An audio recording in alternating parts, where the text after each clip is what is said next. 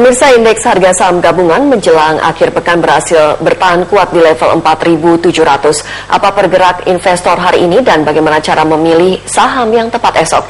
Kita akan membahasnya bersama CEO sekaligus trainer dari Asia Charts, Darwin Teh.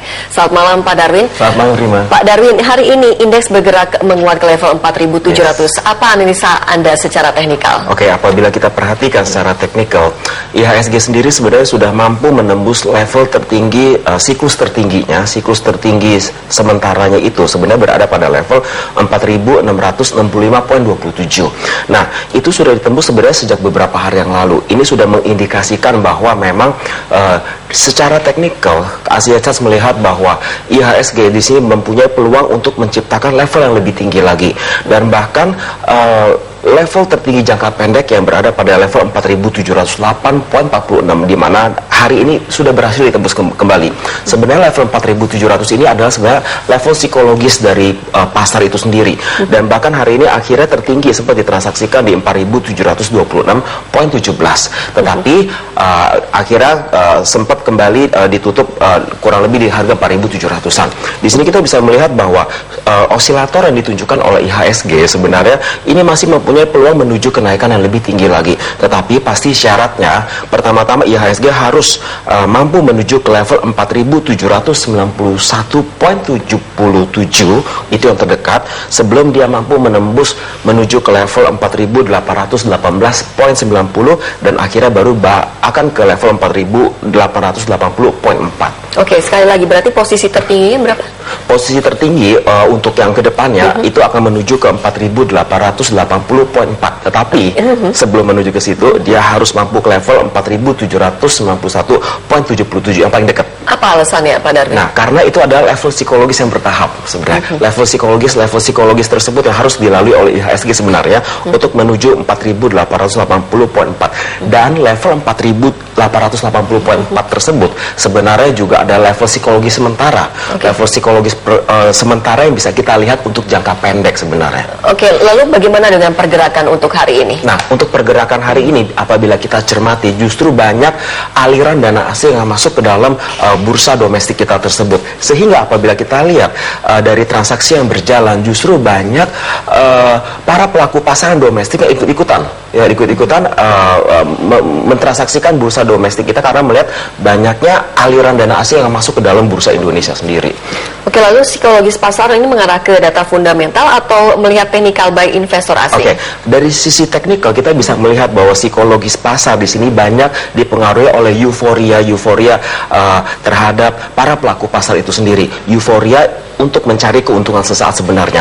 Karena di sini apabila kita perhatikan kenaikan di sini sempat menembus ke level 4.708.46 itu sesaat pada saat menjelang perilisan suku bunga acuan Bank Indonesia tetap di 7.5%, yang setelah itu akhirnya baru kembali ke 4.700-an, kurang lebih seperti itu.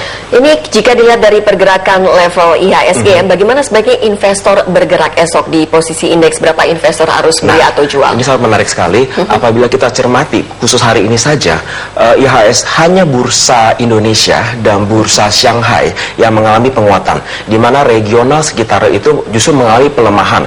Di sini bisa kita lihat bahwa data yang dirilis oleh Bank Sentral Indonesia, lalu oleh data perekonomian yang akan dirilis oleh pemerintahan China sendiri, itu membuat para investor itu berasumsi bahwa proyeksi kedepannya lebih positif. Nah, di sini apabila kita mencermati kedepannya IHSG terutama untuk esok hari Senin lah kita katakan, ini mempunyai peluang untuk menguat sedikit lebih tipis lagi, tetapi di sini justru para investor harus lebih berhati-hati karena terutama menjelang pemilu di sini akan terjadi fluktuasi harga yang luar biasa signifikan.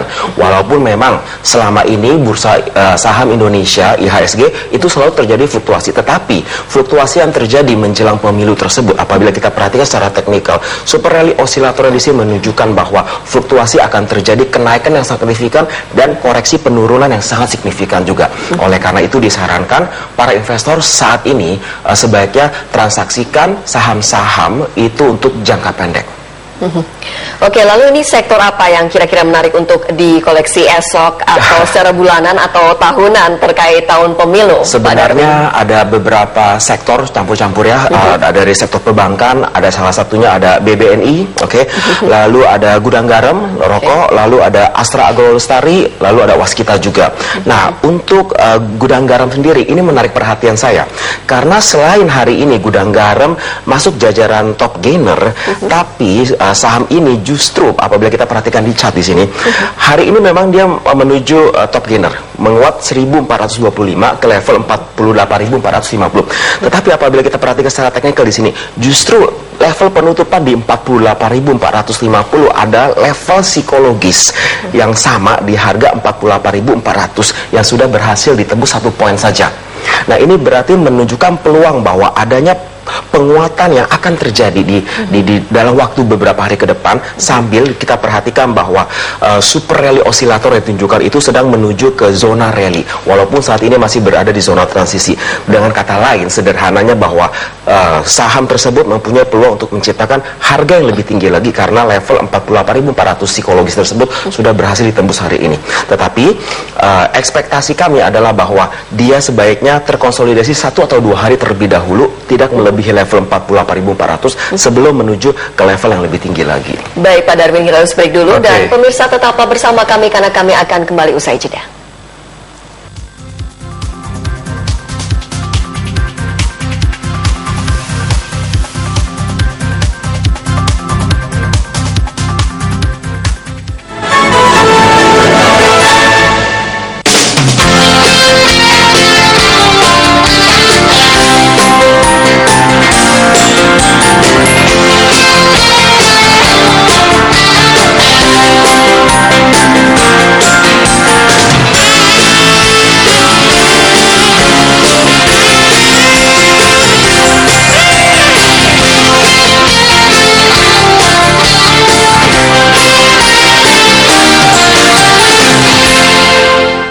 Selamat siang pemirsa. Jurnal Siang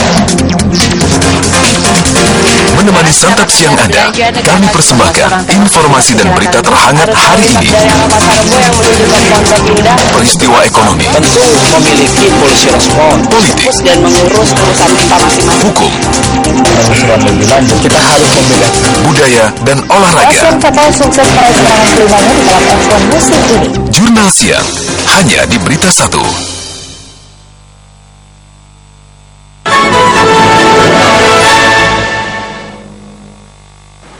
Saham-saham apa saja yang patut Anda koleksi atau lepas di akhir pekan? Sebelum membahasnya, kita simak informasi sejumlah emiten berikut ini. PT Berau Coal Energy BRAU menjajaki emisi obligasi 500 juta dolar Amerika. Berau juga tengah memulai proses penyitaan aset. Sementara PT Timah, TINS, siap membagikan dividen hingga 257 miliar rupiah. PT Indo Tambang Raya Megah Tbk ITMG siap melepas wilayah konsesi batubara. Sementara perusahaan gas negara dan Bakri segera bangun pemipaan Kalija 1. Semen Gresik diperkirakan membagi dividen hingga 50% dari laba tahun 2013.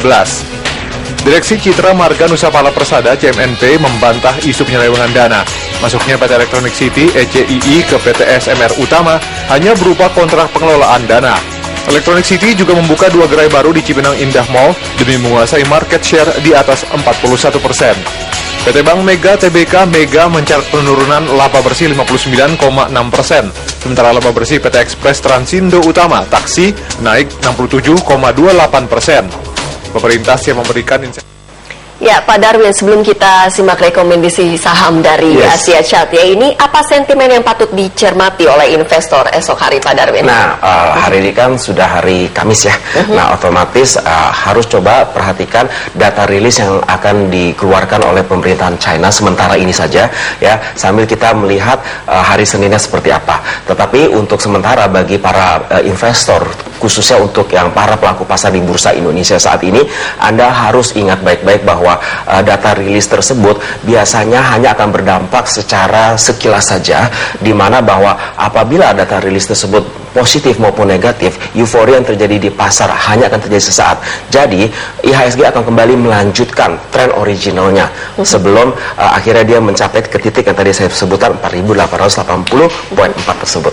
Oke, lalu nih saham-saham apa saja yang Anda rekomendasikan esok? Nah, salah satunya lagi tadi kan yang pertama ada Gudang Garam. Nah, selanjutnya saya tertarik sebenarnya mencermati saham BBNI perbankan ya. Saham Bank BNI tersebut, BBNI sudah berhasil menembus level psikologis ya beberapa hari yang lalu pada harga 4.770. Nah, di mana level swing sementara untuk jangka pendeknya saat ini masih berada pada level 4.875.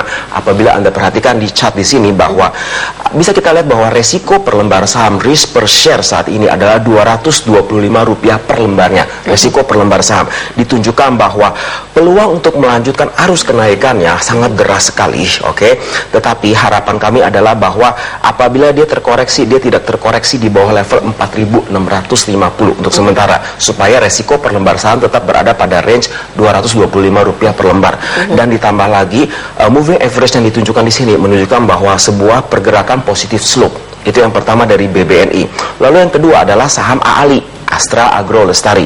Nah, saham Astra Agro Lestari tersebut juga menarik perhatian saya. Karena kenapa? Level psikologis cycle high di harga 7.000 juga sudah berhasil ditembus di sini. Nah, sudah berhasil ditembus sehingga level swing sementara untuk Astra Agro Lestari, apa kita perhatikan di chart. Nah, ini sangat menarik sekali. Kami justru mengharapkan bahwa saham Astra Agro Lestari terkoreksi lebih dalam lagi. Hari ini kan terkoreksi. Jadi kami mengharapkan bahwa saham tersebut untuk terkoreksi lebih dalam lagi. Sementara ini resiko per lembar saham atau risk per share ada Rp350 per lembar.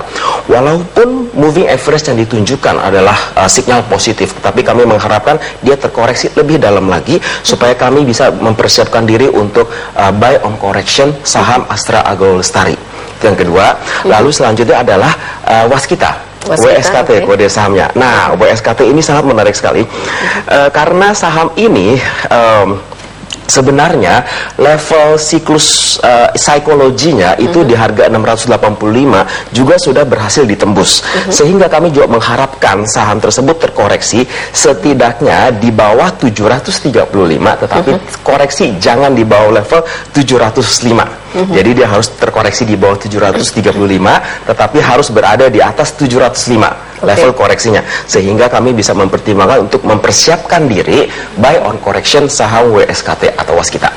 Oke, ini sebagai acuan saja ya Pak ya. Bagaimana sebaiknya pelaku pasar menganalisa pergerakan saham secara harian sehingga patut mengoleksi saham tersebut tidak hanya di saham unggulan namun juga saham lapis 2? Oke, sebenarnya para investor sangat sederhana sekali untuk mencermati bahwa baik itu saham kategori blue chip atau lapis 1, lapis 2, lapis 3. Yang paling pertama harus para investor ingat adalah bagaimana Anda melihat major trend dari setiap saham yang Anda transaksikan. Setiap saham mempunyai major trend yang berbeda-beda. Bahkan satu saham tersebut berbeda periode waktu, major trend yang ditunjukkan adalah sudah berbeda. Sehingga para investor harus mencermati bahwa tren dari ombak besar dari saham yang akan ditransaksikan itu menunjukkan positif atau negatif. Setelah itu baru disesuaikan dengan karakteristik oleh para investor sendiri. Para investor sendiri itu menginginkan untuk mentransaksikan jangka pendek atau jangka panjang berdasarkan objektifnya. Objektifnya apa? Apakah untuk cash flow kah, trading di bursa saham, atau untuk pertumbuhan modal? Sehingga metode yang diaplikasikan akan sesuai dengan objektif yang dituju oleh para investor sendiri. Kurang lebih sederhana seperti itu. Dari major trend kita lihat tren jangka menengah, baru kita lihat tren jangka pendek apakah semua terkonfirmasi up sesuai dengan harapan para investor itu sendiri. Baik Pak Darwi, terima kasih atas analisanya. Terima kasih juga Rima. Ya, Bank Sentral